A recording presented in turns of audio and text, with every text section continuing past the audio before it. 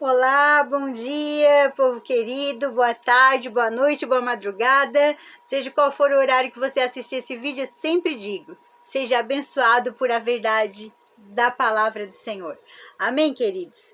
Nós lemos ontem 3 capítulos do primeiro livro, da primeira epístola de Paulo aos Coríntios. Nós lemos o capítulo 4, 5 e 6. Hoje nós vamos ler o capítulo 7. Vamos ver o nosso horário, como é que fica, para ver se dá para ler mais algum capítulo e meditarmos juntos. Tá certo, meus queridos? Os capítulos são mais curtos, por isso que a gente lê mais, né? E a gente consegue terminar os livros mais rápido também, para nós nos encher, né, de conhecimento da palavra do Senhor e leitura da palavra. É o alimento diário do cristão. É a palavra do Senhor, lida como ela é. Amém, queridos? Se você não é inscrito no canal, se inscreva no canal da irmã Josimere. @Josimere de Souza 6227, Josi com Z. E ative o sininho. E se querer, irmão, se sentir no seu coração, compartilhe. Compartilhe com amigos, com parentes, em grupos. Seja um missionário. Envie a palavra do Senhor para aqueles que você deseja alcançar para Cristo. Amém, queridos? Deixa o seu like no começo do vídeo. Deus te abençoe. E aquele que deixar o like, que já seja abençoado pelo poder do Senhor Jesus. Amém, queridos? Capítulo 7 de 1 Coríntios. Carta que Paulo escreveu aos Coríntios. Amém, queridos? Vamos lá. Quanto ao que me escrevestes, é bom que o homem não toque em mulher. Quanto ao que me escrevestes, é bom que o homem não toque em mulher. Porque ele está no capítulo 7, o título diz assim, respostas a perguntas acerca do casamento. Então, quer dizer, Paulo estava fazendo um lembrete, uma carta em resposta a algumas perguntas dos irmãos de Corinto para Paulo. Com certeza alguém perguntou alguma coisa para ele porque estava acontecendo aquilo ali naquela região, naquela situação ali. Então, Paulo responde para eles, né? E temos que sempre trazer para a linguagem da época, para o tempo em que Paulo estava respondendo essas perguntas para aquele povo. Claro que se a gente analisar, essa resposta serve para nós nos dias de hoje também, irmãos, porque a palavra do Senhor, ela não volta vazia. Ela sempre nos orienta o caminho em que devemos tomar, tá certo? Mas vamos ler Bíblia. Quanto ao que me escrevestes, ele está respondendo, né, a carta de alguém aqui, a pergunta de alguém. É bom que o homem não toque em mulher. Mas, versículo 2, por causa da impureza, cada um tenha a sua própria esposa, e cada um o seu próprio marido. O marido conceda à esposa o que lhe é devido, e também, semelhantemente, a esposa ao seu marido. O marido conceda, dar, né? Respeito, carinho, proteção, providência. Marido, dê à esposa o que lhe é devido. E também, semelhantemente, a esposa ao seu marido. O que a esposa tem que dar? Respeito, né?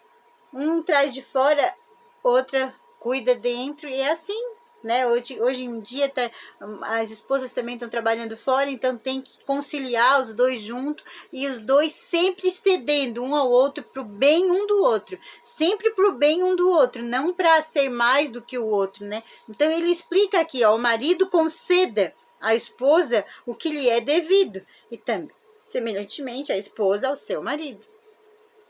Ele não colocou um maior que o outro aqui não, mas a gente sabe que o primeiro a ser feito foi Adão. E logo depois, a Eva foi tirada de Adão, é obra-prima do Adão, né? Ele tirou da costela do Adão e fez a Eva. E nós cremos nisso, na força do poder do Senhor, né? Então, ele diz respeitar o outro, conceder ao outro. Aleluia, Jesus. Se não houver isso, tem que entrar em consenso, tem que entrar em aprendizado, tem que um aprender com o outro para chegar nesse ponto de um ceder ao outro, como a Bíblia pede.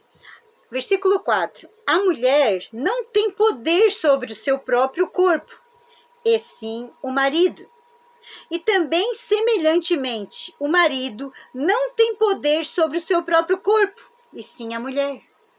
Olha só, irmãos, se a mulher não tem poder no seu corpo, e sim o marido, mas o marido também não tem poder no corpo dele, e sim a mulher, o que ele está dizendo? Eu vou usar o que agrada o meu marido, eu vou vestir o que agrada o meu marido, eu vou fazer qualquer coisa na minha vida que se refere a mim, ao meu corpo, se o meu marido estiver de acordo. Assim o marido também, eu não vou beber, eu não vou estragar com a minha cabeça, eu não vou usar nenhum tipo de vício, por quê? Porque esse corpo não me pertence, pertence à minha esposa. Então, se um respeitar o outro, sempre pensando um no outro, ninguém estraga um templo do Espírito Santo, que é o santuário. Porque eu sei que eu tenho que cuidar dele para minha esposa, e o esposo tem que cuidar. A esposa tem que cuidar para o esposo, o seu corpo. Olha só que coisa linda, irmãos. Porque um corpo pertence ao outro e nós temos que cuidar. Tanto que eu cuido do meu corpo para o meu marido e o marido cuida do corpo dele para mim. Porque eu, tenho o poder sobre o corpo do meu marido e o meu marido tem o poder sobre o meu corpo. E nós sabemos que tem alguém que tem o poder supremo sobre o templo do Espírito Santo, sobre o santuário que é dele, que somos nós. Então, ele tem o poder sobre nós. Quem é? Jesus Cristo. Aleluia, Jesus. Que palavra gloriosa, irmãos. Versículo 5. Não vos priveis um ao outro. Não vos priveis. Não, isso não. Não, aquilo sim. Não vos priveis um ao outro, salvo talvez por mútuo consentimento, por algum tempo, para vos dedicardes à oração e novamente vos ajuntardes, para que Satanás não vos tente por causa da incontinência. Olha só, por causa da incontinência, a mulher não ama o marido, não serve o marido não serve a esposa. O que vai acontecer, irmãos? Vai ser falta de continência, falta de servir, como o esposo serve a esposa e a esposa como serve o esposo. Salvo por consentimento, uma campanha, vamos nos consagrar, vamos jejuar, vamos buscar subir um monte em oração, para alguma causa, alguma resposta do céu. Aí o céu vê, irmão. Mas fora isso, não muito tempo deixando de estar em uma só carne. Sabe por quê? Porque senão Satanás acha a brecha. E aí vem o quê? Tentar. Tentar como? Alguém lá com palavrinha bonita, outro lá com palavrinha bonita. O que o marido não fala, o outro vem falar. O que a esposa não fala, o outro vem a outra vem elogiar. E aí o que acontece? O inimigo entra, é a brecha. Então, Paulo já diz aqui, não dei lugar à incontinência. A falta de servir um ao outro. Só por consentimento de algum tempo, algum tempo de oração para dedicar a consagração. Fora isso, um servindo o outro, um ligado ao outro, em todas as circunstâncias. Oh, aleluia! Sinto a glória de Deus nessa palavra. Versículo 6. E isto vos digo como concessão e não por mandamento. Como conselho, não por mandamento. Versículo 7. Quero que todos os homens sejam tais como também eu sou. Ele não tinha mulher, mas ele nunca casou, Paulo. No entanto, cada um tem Deus o seu próprio dom. Na verdade, de um modo, o outro e o outro de outro. Tá certo? O que ele quis dizer? Ele, se santificou, tirou a vida dele para ser uma pessoa que não podia focar em uma família. A família que ele focou foi nos filhos que ele estava gerando. E ele estava gerando filhos na fé. Então ele tinha a igreja de Éfeso, a igreja de Coríntio, a igreja de vários, né, lugares que ele passou fazendo as viagens missionárias. Ele gerou muitos filhos. E ele tinha que cuidar dessas igrejas que ele ia deixando alguém para administrar. Mas Paulo, por mesmo que ele esteja, que ele estava longe em corpo, fisicamente, ele estava sempre presente em espírito, preocupado, mandando carta, querendo saber. As reclamações chegavam para ele, tanto que essa aqui é uma resposta de uma pergunta. Então ele estava sempre envolvido na obra de Deus. Então, se ele sabia do chamado dele, ele não ia ter como, em cadeias, preso, né, por o evangelho, ter um filho lá sofrendo, uma esposa esperando. Então ele resolveu não ter família, mas a família dele era muito grande. Ele gerou muitos filhos na fé, muitas pessoas para cuidar, muitas pessoas para salvar através do evangelho em Cristo Jesus, zelar para que eles não caíssem na prática das religiões pagãs novamente, voltasse atrás, regredisse. Então ele estava sempre cuidando. Então ele diz: queria que todos os homens fossem igual eu, mas nem todos são, porque uns Deus deu um dom de um jeito e outros de outro. Versículo 8. E aos solteiros e viúvos, digo que lhes seria bom se permanecessem no estado em que também eu vivo. Olha só, é um conselho, não é mandamento. Por quê? Porque de fato tem que ter uma reverência à família. Casou, tem que reverenciar, tem que cuidar da esposa, e os filhinhos vão vir, então tem que cuidar dos filhos. Não é mais só uma pessoa, é duas numa só. E a responsabilidade maior está sobre os ombros do homem. Irmãos. Versículo 9. Caso, porém, não se dominem, que se casem, porque é melhor casar do que viver abrasado. Viver desejando uma esposa, desejando, criando imagens, pensamentos, né? Então é melhor que não se abrase, melhor que se case e viva a sua vida com a sua família em Cristo Jesus também, porque Deus ama a família. Ó, a estabilidade da família. Versículo 10. Ora, aos casados, ó, aqui ele já puxa para os casados, ele deu um conselho para os solteiros, agora veio para os casados, ó. Ora, aos casados, ordeno não eu, mas o Senhor, que a mulher não se separe do marido.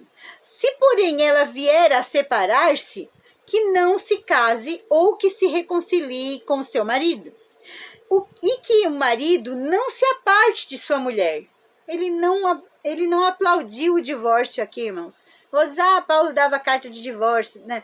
Teve que haver uma misericórdia para alguns casos, porque de fato o coração do ser humano é enganoso. Então teve que ter a carta do divórcio, teve que haver essa porta de escape. Mas o conselho do Senhor Jesus, que foi lá, Adão e Eva cuidar da sua... E dali foi vindo as imoralidades, Deus foi lá e salvou Noé e matou a todos no dilúvio. Por quê? Porque já era isso. Deixava sua esposa, ia lá, casava com outro, era homem com uma, era mulher. O pecado tomou conta, o Senhor veio e dizimou. Salvou Noé e aí continuou depois de um tempo, depois de uma caída na mesma prática da imoralidade. Então ele não mudou o consenso, ele não mudou o conselho aqui, irmãos, ó. Que não se aparte, casou não se aparta. Então, que não case, se for para casar, não se separe, né? Mas tem gente que Paulo deu a carta de divórcio. Teve que dar, porque por causa de muitas circunstâncias que veio, que o coração do homem se endureceu de um jeito que não conseguia mais perdoar uma traição. E se é para viver jogando em rosto, então melhor que dê a carta de divórcio, né? Mas isso a gente vai ler mais para frente, tá aqui, ó. Ao mais eu digo, versículo 12, aos mais digo eu, não o Senhor, se algum irmão tem mulher incrédula e esta consente em morar com ele, não a abandone. A mulher é incrédula, a mulher não quer aceitar a Jesus ou não quer viver nas práticas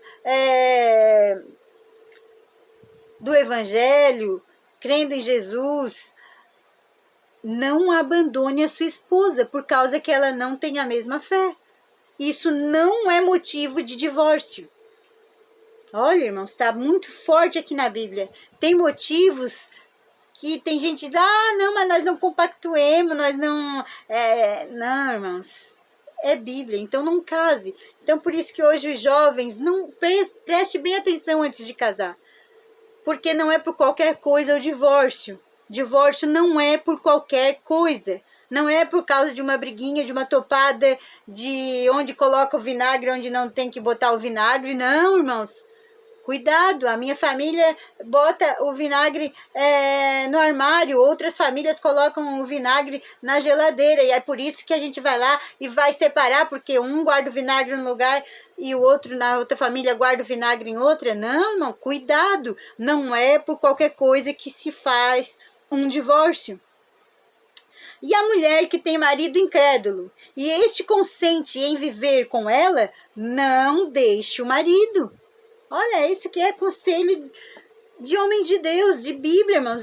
Ele aconselhando Coríntios, porque eles estavam ali, era muita orgia. Coríntios ali, se você sai da Bíblia um pouquinho e pesquisa a história de Coríntios, era uma imoralidade muito forte.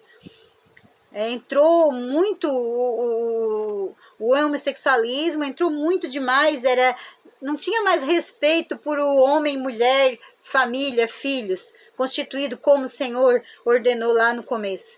Era uma orgia, era vários num lugar só, como uma falta de moral mesmo, né? Então ele estava aqui trazendo, casou, não deixa a mulher por qualquer coisa, porque o incrédulo não vai ser abandonado por ti que tens a tua fé.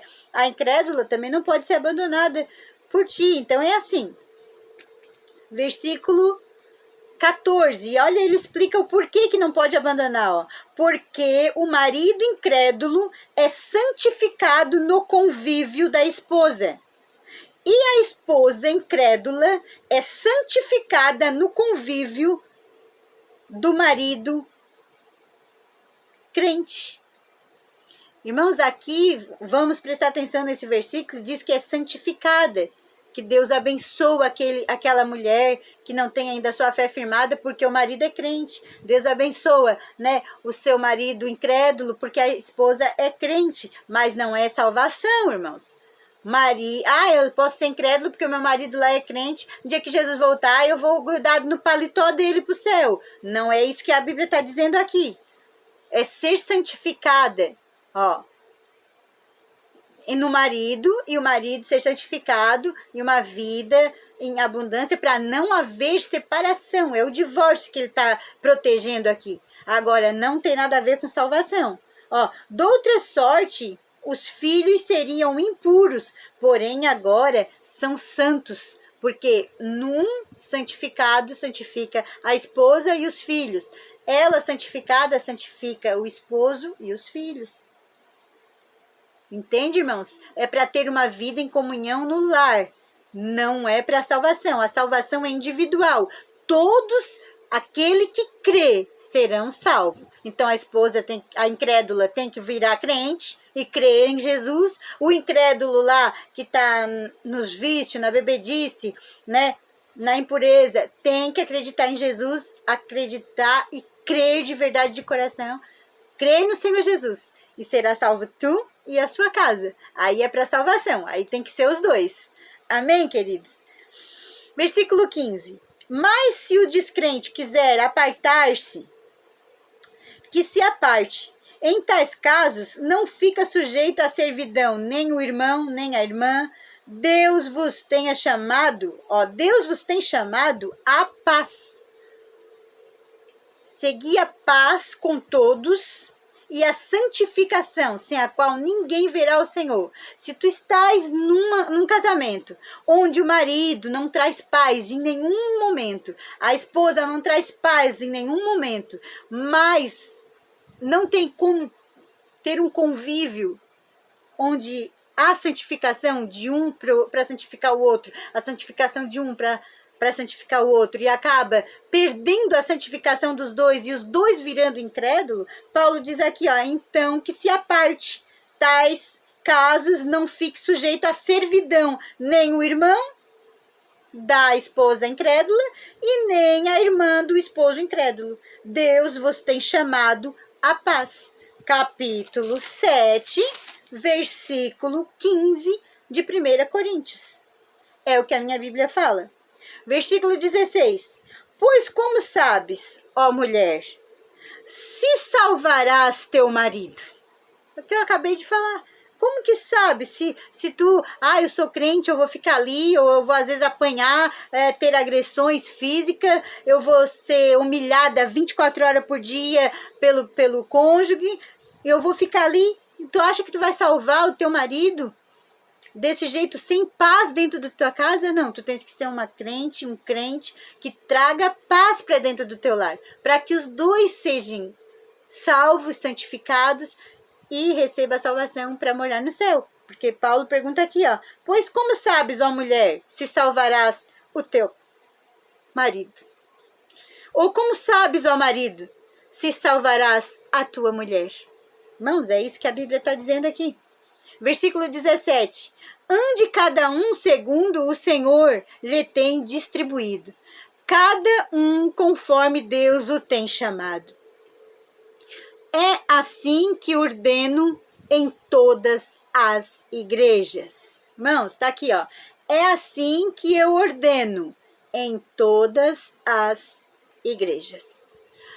Versículo 18. Foi alguém chamado estando circunciso? Não desfaça a circuncisão. Foi alguém chamado estando incircunciso? Não se faça circuncisão. O que ele está querendo dizer aqui, irmãos? Eles tinham a lei, eles circuncidavam um menino, né? Ali no período de idade do menino, eles circuncidavam para dizer que era judeu, circunciso. Porém, que seguiam a lei. Porém, agora no tempo da graça, Paulo é o tempo da nova aliança. Ele vem dizendo, foi circuncidado o menino no tempo devido? Foi circuncidado? O menino tem a marca da circuncisão no prepúcio, ele foi circuncidado? É um judeu circuncidado? Não desfaça a circuncisão, não tem nem como fazer. Agora, se ele não foi, não faça a circuncisão, não é necessário. A partir da nova aliança, a circuncisão tem que ser no coração. Eu creio em Jesus Cristo ressuscitado e vai voltar. Amém, irmãos? Os irmãos estão entendendo aqui como ele não está desfazendo a lei, mas não é mais necessário circuncidar, ó, não se faça circuncidar. A circuncisão em si não é nada. A incircuncisão também nada é. Mas o que vale é guardar as ordenanças de Deus. Quais são as ordenanças de Deus? Na nova aliança, aquele que crer em Jesus Cristo será salvo. Então, tantos que seguem a lei, se não crerem em Jesus, a circuncisão deles não vai valer de nada. O que eles guardam da lei, o sábado e as práticas que adotaram da lei, nada é. A ordenança de Cristo é crer no Senhor Jesus, obedecer a Cristo. E quem obedece a Cristo, irmãos, conhece as necessidades da igreja, conhece a necessidade do órfão, da viúva, do seu parente mais próximo, do seu vizinho que está necessitado, de alguém tendo, não vai reter, não é avarento. Irmãos, quem tem Jesus tem a mente de Cristo. Vai viver as ordenanças de Deus. Está aqui, ó. O que vale é guardar as ordenanças de Deus. Porque aquele dia o Senhor vai dizer, vinde benditos do meu Pai para o reino que vos preparei. Quem é os benditos, irmãos? Quando estive fome, me deste de comer. Quando estive sede, me deste de beber. Quando estive doente, me visitaste. Estive enfermo, me visitaste. Estive preso, foste me ver. Ai, derebassuremai. Essa é a bem-aventurança, vindes benditos do meu Pai, é aqueles que guardam as ordenanças do Senhor. Então, se estás vendo a necessidade, seja em qual for o lugar, dentro da igreja, fora da igreja, se tens condições para abençoar, seja um abençoador, porque o Senhor está vendo que tu estás apenas a guardar as ordenanças de Deus. Versículo 20. Cada um permaneça na vocação em que foi chamado. Qual foi a vocação que você foi chamado? Permaneça nessa vocação. Se é amar, ame. Se é reconciliar, reconcilie. Se é apaziguar, apazigue. Se é apacentar, apacente. Ou se é ministrar, administre com sabedoria. Busque do céu. Cada um permaneça na vocação em que foi chamado. Versículo 21. Foste chamado sendo escravo? Não te preocupes com isso. Mas se ainda podes tornar-te livre, aproveita a oportunidade. Meu Deus, irmãos. Que versículo 21 forte. Forte. Se queres continuar escravo, escravo de militâncias, escravo de coisas que, para hoje, para os dias de Corintos, que Paulo estava falando aqui para Corintos, que serve para nós hoje. Jesus já morreu, já ressuscitou, já nos fez a promessa que vai voltar.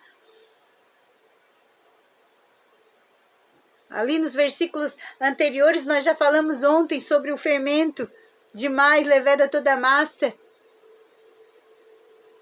Não se coloca vinho novo em odre velho. E nem se coloca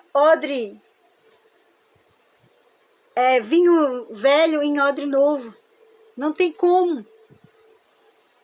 Irmãos, viver a nova aliança é acreditar que o Senhor jamais vai abandonar aqueles que viveram a velha aliança. Mas hoje estamos na nova aliança em Cristo Jesus. Então, se tu é escravo e tu tens a oportunidade de te tornar livre em Cristo Jesus, sai da velha aliança. Versículo 22. Porque o que foi chamado no Senhor, sendo escravo, é liberto do Senhor. Semelhantemente, o que foi chamado sendo livre, é escravo de Cristo. Nós agora, na nova aliança, vamos viver da liberdade que Cristo nos deu para dar ocasião à carne? Não, irmãos, nós somos escravos em Cristo Jesus. Como escravo em Cristo Jesus, não vivo mais eu, mas Cristo vive em mim. Aquele que quiser roubar a minha fé pode me matar, mas eu dele não vou largar. Pode me bater, pode me esbofetear, como temos visto, né, na Síria, muitos cristãos sendo mortos, judiados, apauladas, mortos, mas eles não negam a Cristo, porque eles são escravos em Cristo Jesus. Aleluia! Nada e ninguém vai roubar a fé deles em Cristo Jesus. Porque nós sabemos que o nosso descanso não é aqui, irmãos. É uma vida eterna com o Senhor Jesus. Para aqueles que o amam e não o negarem. Versículo 23. Por preços fostes comprados. Não vos torneis escravos de homens. Por preço fostes comprados. Qual foi o preço? O preço da cruz. Do sangue jorrado na cruz. De um Deus todo-poderoso. Vos torneis escravos de homem, não vos torneis, versículo 23 do capítulo 7, por preço fostes comprados, tirados das trevas, né? Não vos torneis escravos de homens. O que ele estava dizendo para Coríntios? Não vos torneis escravos da lei, porque o Senhor já veio e a antiga aliança ficou para trás, a lei ficou para trás, e agora é na nova aliança que estáis livre e escravos em Cristo Jesus, crendo em Cristo Jesus, não nas práticas da lei. que nós não tínhamos como conseguir cumprir como ela deve ser. Irmãos, cada um permaneça diante de Deus naquilo em que foi chamado. Naquilo em que foi chamado. Oh, eu sinto a glória de Deus aqui nessa palavra. Versículo 30 já. Versículo 25. Nós vamos deixar para terminar amanhã. Capítulo 7, versículo 25 ao 40. Se der, nós vamos entrar no capítulo 8, se Deus assim nos permitir. Esse capítulo é um pouquinho extenso, é um pouquinho grande, e amanhã nós vamos ler os problemas com respeito a casamento em tempos de tribulação. E a gente continua conversando esse assunto, porque o nosso horário já foi 30 minutos. Hoje a irmã Mary falou muito. Deus os abençoe, fiquem na paz do Senhor Jesus, e amanhã, se Deus assim nos permitir, estaremos aqui com o versículo 25 do capítulo 7. Amém, queridos? Deus os abençoe.